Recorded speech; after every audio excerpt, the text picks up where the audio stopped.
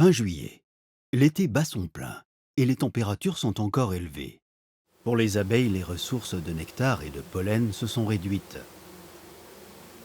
Seules quelques bandes fleuries maintenues par les agriculteurs et le miella excrété par les pucerons en forêt permettent aux butineuses de maintenir leurs réserves.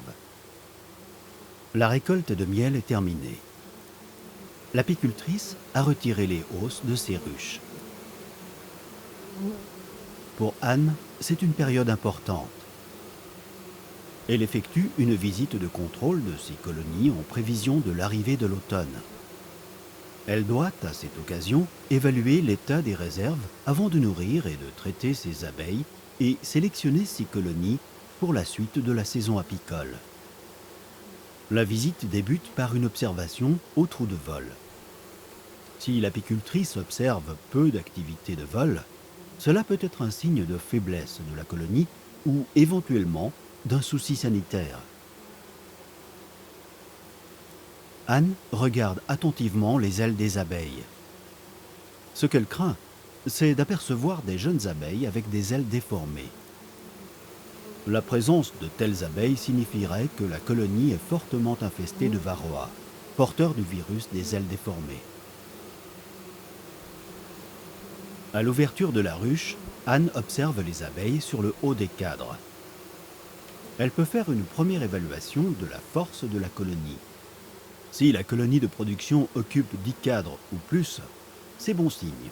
La colonie est forte. Les premières impressions ressenties lors de l'ouverture de la ruche sont confirmées par une visite qui commence par le retrait de la partition. À ce moment de l'année, si la partition est abondamment occupée par les abeilles, c'est le signe d'une colonie forte. Au contraire, si très peu d'abeilles occupent la partition, la colonie s'est peut-être affaiblie prématurément et l'apicultrice doit maintenir sa vigilance en contrôlant la présence de la reine et la chute naturelle du varroa.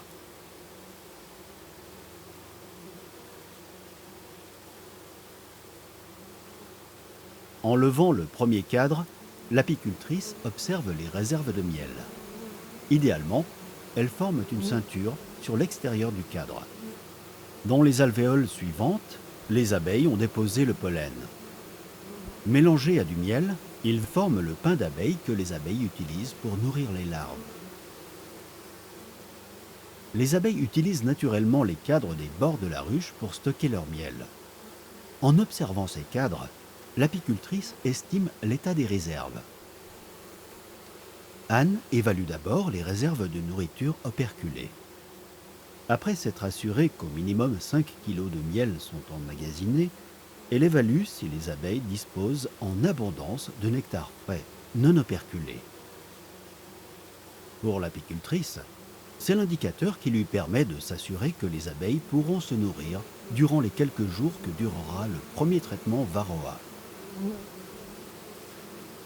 Ce premier traitement effectué, l'apicultrice réduit l'entrée de la ruche pour éviter le pillage et nourrit la colonie avec un sirop fait de 3 portions de sucre et de 2 portions d'eau.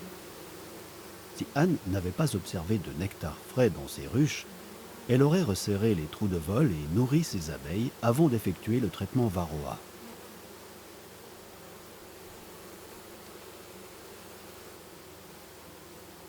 En enlevant les cadres, l'apicultrice observe le comportement des abeilles sur les alvéoles de cire. Les abeilles d'une colonie saine sont calmes et se déplacent de façon ordonnée sur le cadre.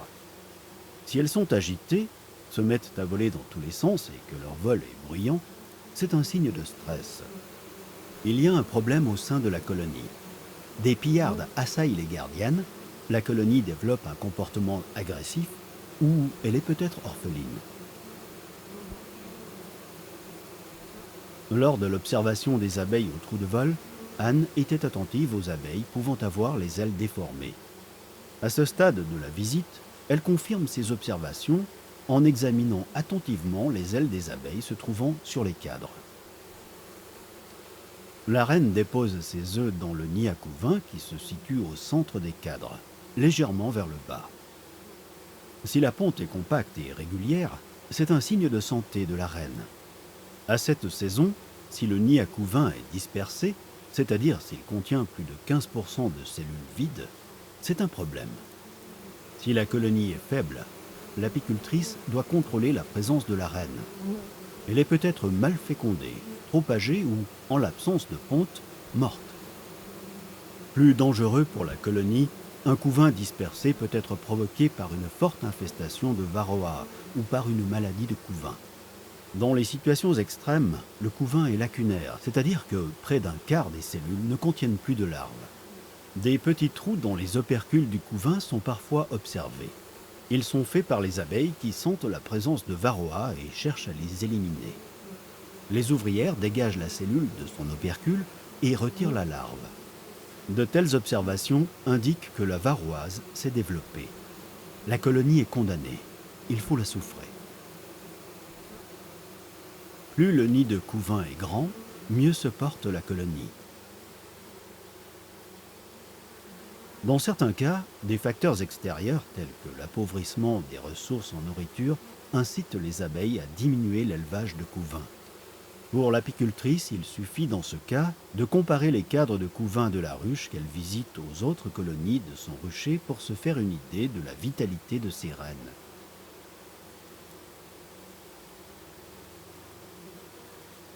Après les miellées d'été, les colonies d'abeilles sont populeuses et il peut être difficile de trouver la reine. Pour s'assurer de sa présence, Anne cherche à repérer la présence d'œufs et de jeunes larves dans le nid à couvain.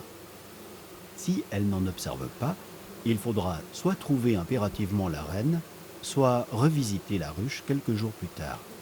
En cas de doute sur la présence de la reine, elle peut également introduire dans la ruche un cadre avec des œufs et des jeunes larves. Si la colonie commence à construire des cellules royales après 24 heures, c'est le signe que la colonie est orpheline.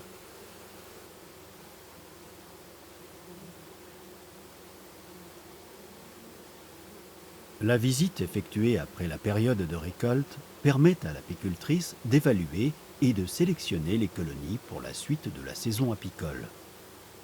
En observant le trou de vol, en contrôlant la force des colonies, l'état du couvain et des réserves de nourriture, Anne s'assure de la santé de ses colonies. Ceci lui permet d'agir si nécessaire. Cette visite permet aussi à l'apicultrice de planifier les traitements varroa et surtout de maintenir et développer dans son rucher des colonies prometteuses. En le faisant, Anne assure la pérennité de son rucher.